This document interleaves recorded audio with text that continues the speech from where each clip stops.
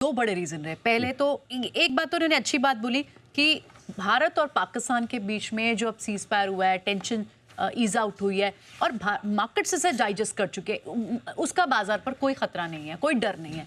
लेकिन जो दूसरा रीजन है, कुछ लिहाज से तो अच्छा है कि यूएस और चाइना के बीच में ट्रेड टॉक, टैरिफ को लेकर टेंशन ईज आउट हुई है। लेकिन जब तक ये रीजन था तब तक हम कंपेयर कर रहे थे कि भारत कितना ल्यूक्रेटिव मार्केट है, भारत रिलेटिवली कितना अट्रैक्टिव है। अगर चाइना पर टैरिफ लगता है तो इंडिया के लिए अपॉर्चुनिटीज आ सकती हैं क्या?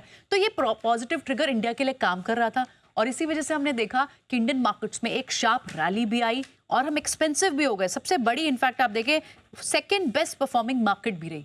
अब जब वो कैविएट ही, वो जब रीजन ही नहीं रहा, तो क्या अब इंडिया की रिलेटिवनेस, अट्रैक्टिवनेस कम हो जाएगी?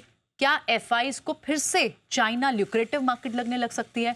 तो ये उनका कहना है। अब इस वजह से उन्होंने अपने मॉडल पोर्टफोलियो में कुछ चेंजेस की बात की है। पहले तो उनको लगता है कि इंटरनेशनल एक्सपोजर अगर रखना है तो आईटी सेक्टर पर अब वो ओवरवेट हैं, पहले अंडरवेट थे, तो ये एक बड़ा बदलाव किया उन्होंने।